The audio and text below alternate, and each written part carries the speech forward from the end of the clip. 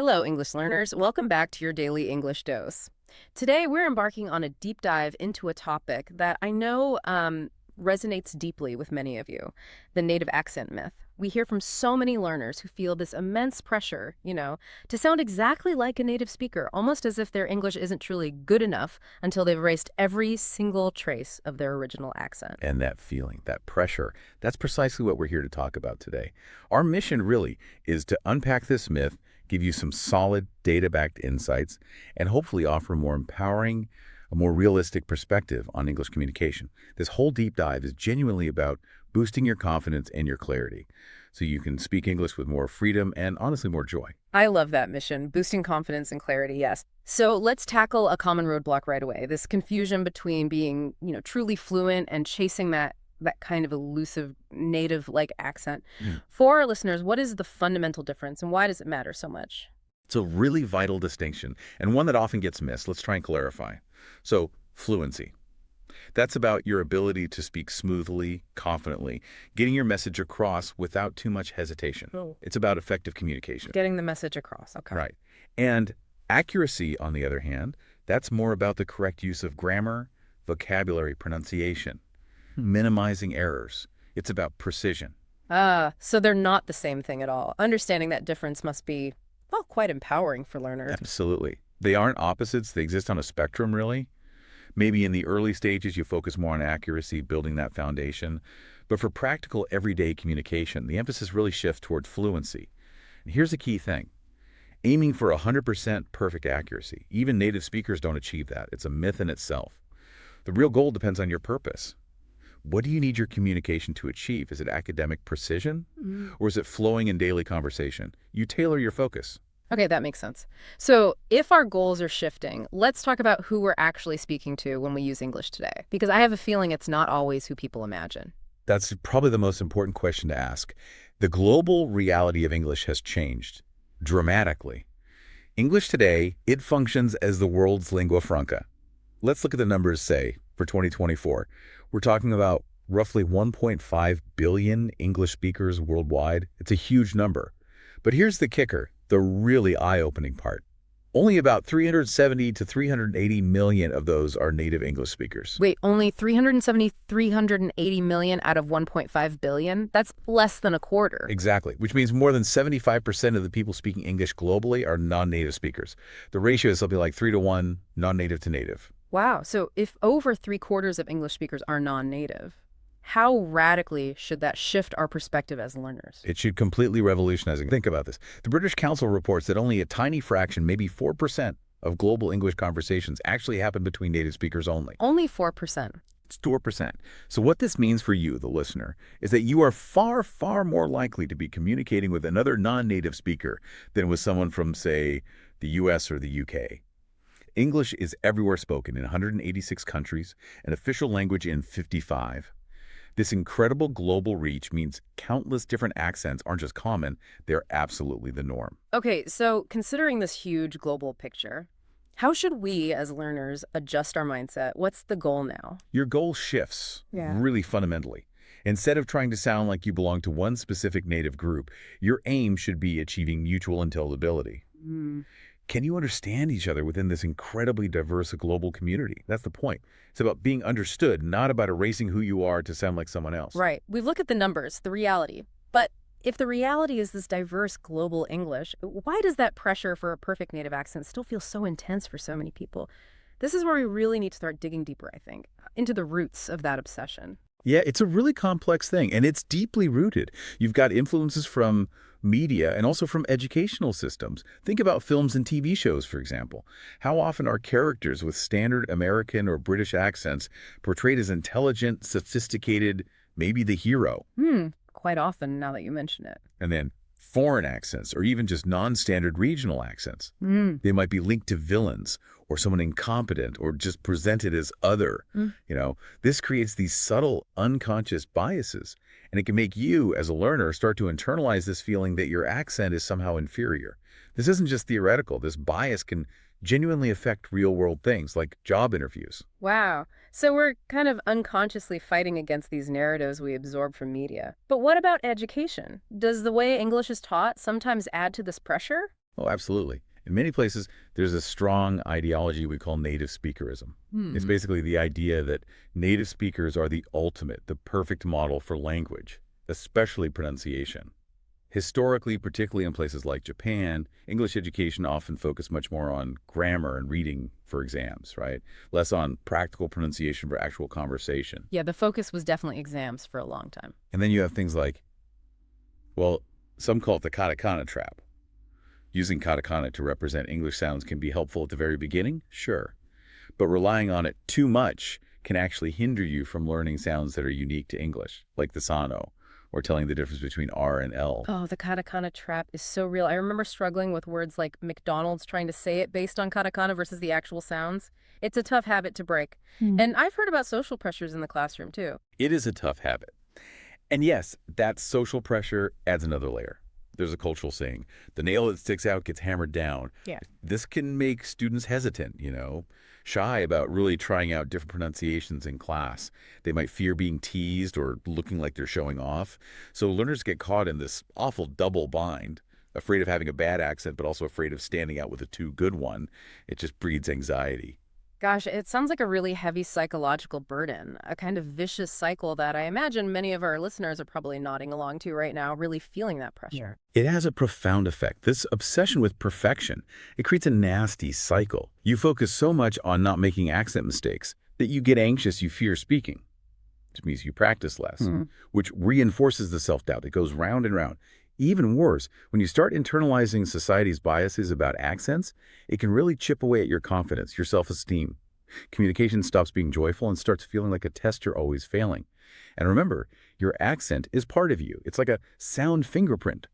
Being pressured to erase it can feel like you're being asked to deny a part of yourself. That causes internal conflict. In very rare, extreme cases, psychological stress can even trigger something called psychogenic foreign accent syndrome, where someone suddenly speaks differently without a clear physical cause. It just shows how deeply connected accent is to identity and mental well-being. That's incredible. So, beyond the psychology, is there maybe a deeper reason, like a biological one, for why mastering a native accent feels so incredibly hard for adults? It's not just about not trying hard enough, is it? That's exactly right. And understanding this can be incredibly liberating, actually. Our brains have this amazing ability called neuroplasticity that can reorganize, form new connections. Yeah. But this ability is at its absolute peak in early childhood. That's when our fundamental language circuits are being built. Ah, so it's about timing. Like there's a critical window for learning this stuff. Precisely. This leads us to something called the critical period hypothesis in linguistics. It basically suggests there's an optimal biological window, roughly from infancy up to puberty, for acquiring language to a native level, especially pronunciation. If you start learning after this period, getting that perfect native accent becomes significantly more difficult. It's just harder. Your brain, after infancy, becomes less sensitive to distinguishing completely new sounds, and the muscles in your mouth, they become less flexible for making totally new movements. Think of it like learning a complex musical instrument, much easier to start as a young child than as an adult. So, as an adult learner, I'm kind of working against my own biology in a way, but that's not a personal failing then. Not at all. It's not a failing. Think about it like this. Children tend to acquire language almost unconsciously, like learning to walk. It becomes automatic.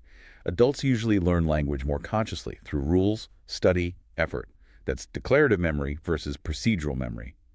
This difference helps explain why adults can often master grammar rules relatively quickly, but nailing the accent remains a challenge. Okay, understanding the science behind it, how does that directly impact how I, as a listener, should approach my own accent work? Well, this scientific insight is incredibly freeing, I think.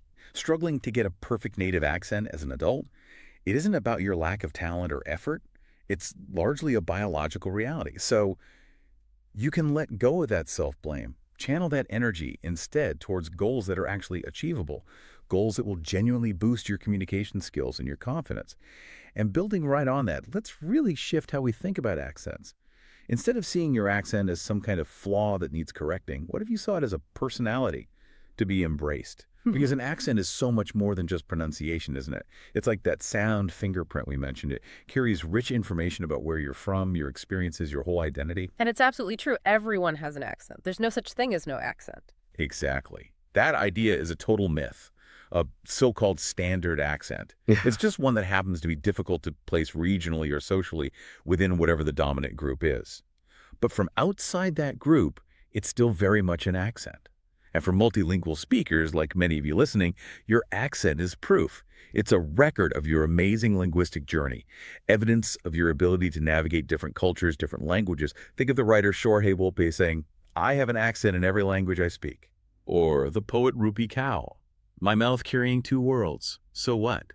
These are powerful declarations of self. Those quotes really do hit home. It's about celebrating that journey, not hiding it. Yes, and think about Trevor Noah, the comedian. He talks about how shared language, even with an accent, can bridge differences. He says it can cause a sort of short circuit in the listener's brain, making them recognize your shared humanity over the difference in sound. That really makes you think. What if your accent isn't a weakness at all? What if it's actually a sign of your strength, your unique story? Okay, reframing our accent as a strength as part of our identity that fundamentally changes the game. So if chasing that native accent goal is flawed, maybe even counterproductive, what should be our true North Star as English learners? What are we aiming for? The ultimate goal, the real aim for you, should be effective communication. And at the heart of that is intelligibility, which simply means how well is your message actually understood by the person listening? The goal is successful communication, plain and simple. Not erasing your accent. We can even take it a step further and talk about comprehensibility. Is your pronunciation not just understandable but easy to understand? Does the listener have to strain? Ideally, you want to aim for comfortable intelligibility. Comfortable intelligibility. I like that. So being clear, being easy to follow, not necessarily being perfect. Exactly that. And research backs this up. It shows that lots of variations in pronunciation don't actually stop people from understanding each other. But specific errors do get in the way. So for you, it makes much more sense to focus your practice time on the things that really impact communication, maybe certain crucial consonant sounds, or getting vowel lengths right, rather than trying to perfect every single tiny sound nuance. It's way more efficient and much less frustrating. Right, focus on the high-impact stuff. Now, you mentioned earlier this idea of the music of speech. That feels intuitively right. Sometimes you understand someone even if individual sounds aren't perfect. Is this music often the real key to being easily understood? Oh, it absolutely is, often more so than individual sounds. This music is what linguists call suprasegmentals or prosody. These are the features that stretch across sounds, things like stress, which syllables you emphasize, rhythm, the overall flow, and intonation, the rise and fall of your voice. Now, while messing up an individual sound might cause a specific word to be misunderstood, errors in rhythm and intonation, they can make entire sentences hard to follow. It puts a really heavy listening burden on the other person. Listeners actually rely on these rhythm patterns to break up the stream of speech into understandable chunks, into words. That's fascinating. So how does this apply specifically to English? What should learners focus on? Well, it's really crucial for you to understand that English is what we call a stress-timed language. This is different from syllable-timed languages, maybe like Japanese or Spanish, where each syllable gets roughly equal time. In English, we stress certain syllables, making them longer, louder, clearer, and the unstressed syllables get shorter, weaker, often reduced. Getting a feel for this English rhythm is absolutely key to sounding more natural and, importantly, being understood easily. And then there's intonation, the melody of your voice. It's not just decoration. It conveys grammatical meaning like, is this a question or a statement? And also attitude and emotion, sarcasm, enthusiasm, doubt. Using the wrong intonation can lead to major misunderstandings, even if every single word is pronounced perfectly. Reminds me of something Alexander Graham Bell apparently said. Ordinary people struggle to understand slow speech composed of perfect sounds, while they easily understand fast, imperfect speech if the accent and rhythm are natural, in quote and toe. That really tells you to prioritize mastering the music of English and connecting all of this. Perhaps the most powerful ingredient, the real catalyst for effective communication, is confidence. Confidence isn't something you just have or don't have. It's something you build. And shifting your goal, moving away from that impossible, perfect native accent towards the achievable goal of clear, intelligible, well-paced speech, that removes an enormous amount of pressure. Less pressure means less anxiety. Exactly. Less pressure means lower communication anxiety, which in turn makes you more willing to actually speak, to practice. More practice naturally leads to improved skills. And every time you have a successful communication experience, no matter how small, it builds more confidence. It becomes this amazing positive feedback loop. Confidence fuels more practice. Practice builds skills. Skills build more confidence. Okay, so the native accent myth is busted. We've redefined our goals towards clarity, intelligibility, and confidence. That's great in theory. But how do we actually get there? Let's get practical. What's in your toolkit? What concrete steps can you, our listener, take right now? Okay, practical tools. One of the most effective techniques, I think, is shadowing. This is where you listen to some spoken audio and repeat it back almost simultaneously, like you're the speaker's shadow or echo. The main purpose here isn't necessarily to mimic every single sound perfectly, but more to internalize, to embody the rhythm, the stress patterns, the intonation of natural English. Think of it like muscle memory training for your mouth and your ear, getting that natural flow. Shadowing. Okay, I've heard of that. How does someone actually do it effectively to get those results you're talking about? Good question. For effective practice, first, pick your material.